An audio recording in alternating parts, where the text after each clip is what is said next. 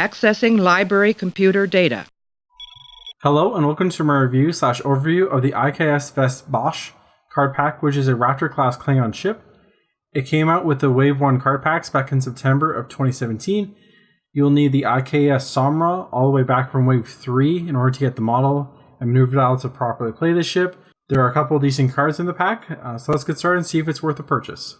As with the other card packs, not a lot actually comes in the pack, but you do get the I.K.S. Batlh / Klingon Starship ship template with 2 Duros Son of Toral ID tokens and 2 Klang ID tokens. And that's about it, so let's get to the upgrades. The named ship is the I.K.S. Batlh, which is a Raptor class with 3 attack, 1 agility, 3 hull, and 2 shields, and a primary 90-degree fire arc. Evade, target lock, and scan in the action bar with a tech, weapon, and a crew slot for 13 points, which is a massive 5 points cheaper than the previous named Raptor, the Samra. When the ship suffers damage from an obstacle or minefield, reduce the damage by 1. I think it's a nice ability if you're playing a scenario or OP with a ton of obstacles and you have a chance to run into a few of them. Other than that, I do not see this card getting a ton of play outside of an Enterprise era game, as the ability is very situational and with only 1 agility and 5 durability. And without the ability to cloak naturally, I think it really hurts this ship outside of the few mentioned situational uses. But it does have 1 of each of the upgrades, which does allow for some flexibility in terms of building, and you have a lot of points to work with when you're building with this ship. Next up, we have the generic Raptor class, which loses a shield and the weapon slot for only 11 points, which again is a massive 5 points cheaper than the previous generic Raptor class. Again, I cannot see this ship getting a ton of play with the same shortcomings of the named ship while losing the weapon slot and a durability point. I mean, you could run 11 of the generic Raptors in a 130-point game, so that'd be pretty fun. But other than that, I don't think there's a real big reason to run this ship.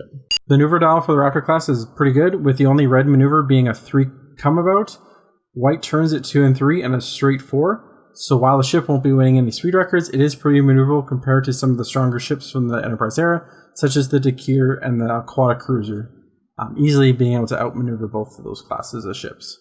The first captain in the pack is Duros Son of Toral, who is a captain skill 6 with an elite talent slot and costs 4 points. Activation phase. After an enemy ship in range 1 and 2 moves, you may change the ship's maneuver. I think this is a much better version of a similar ability from Benjamin Maxwell's 7, as you do not have to discard the card, although the range is more limited.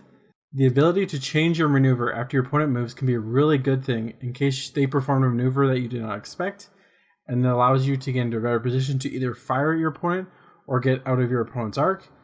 Although at 4 points, I do think he is a bit expensive for a 6 skill captain, even though he has a pretty good ability.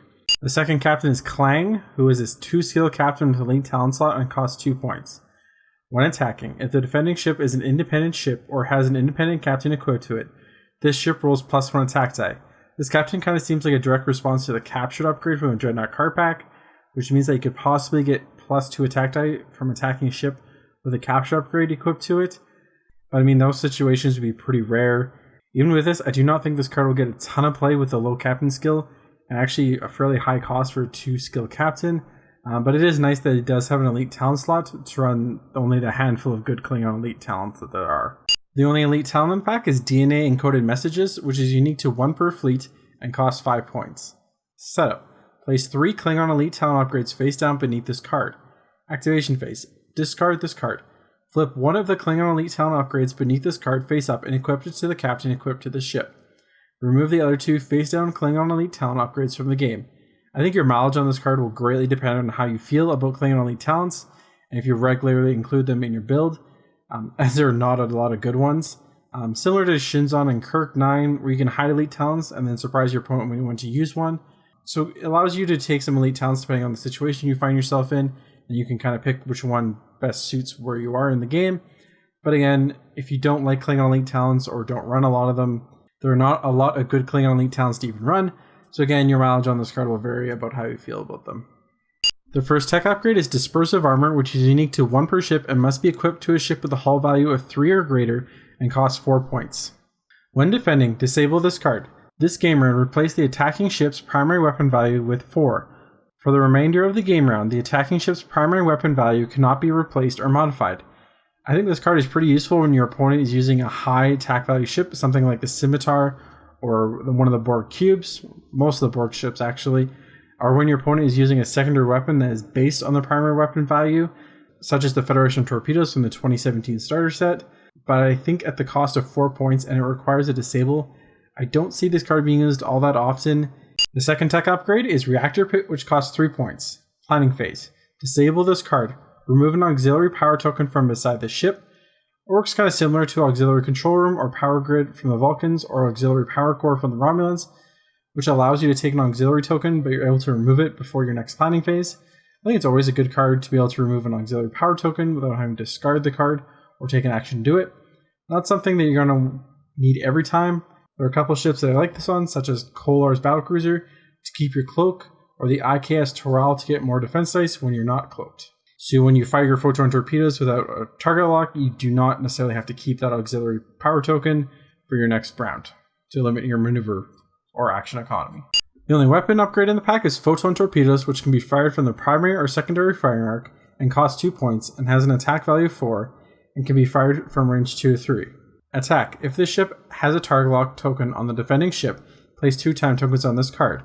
This ship may convert 1 battle station into a critical hit.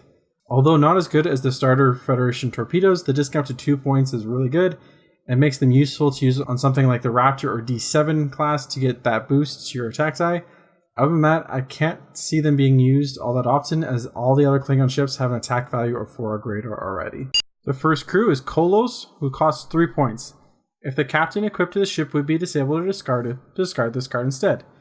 Useful card to protect from Gold Madrid, or if you want to run the risk with something like Batlh, to make sure that if you lose the dice roll, then you don't lose your captain. Also worth using with something like Klingon First Officer to keep your captain but still get that extra attack on your opponent. Decent upgrade to protect your captains, but it's not something you're going to need in every build. Goroth, who costs 2 points. Add 1 crew upgrade to this ship's upgrade bar. Action. Discard this card and discard 1 crew upgrade and target an opposing ship in range 1 to 2. Disable the captain equipped to the target ship. I think this is way too high of a crew cost just to disable your opponent's captain with an action. I do like this card as a cheap crew upgrade to use with Core 8 in order to get some more rerolls for attack die, as himself would work, plus the extra crew upgrade that he would add. The last crew upgrade is Tellarite Bounty Hunter, who costs 1 point. When this card would be discarded, discard an evade token beside the opposing ship in range 1 to 2. I really don't understand this card in terms of why you would ever actually want to use it for its ability. I mean, you could use it with Goroth from this pack, and then maybe they took an evade, and then you can discard it instead. Basically, only useful if you need to discard a crew or upgrade from your ship, and this offers a 1 point upgrade to discard. If anyone can think of a really good use for this, other than again with Core 8 to get some rerolls, please let me know in the comments, because I'm at a complete loss for a good or even decent use for this card. The last card in the pack is Photon Detonation, which costs 3 points and is a question mark upgrade. This card counts as either a tech upgrade or a weapon upgrade. Action. Disable this card. Place 3 time tokens on a photon torpedo upgrade equipped to the ship, and target a minefield token at range 1 to 2. Remove the minefield token from play. I didn't think this card was actually very useful, as it seemed expensive of at least 5 points with a photon torpedo upgrade in order to use it, but I actually had it recently used against me, and it was pretty effective against removing my 3 Romulan mine tokens. It is different than the Minesweeper upgrade that comes with the Dominion faction pack, as you do not have to discard the card for only a chance to remove the token, so it is probably worth the extra cost if you want that protection against minefields.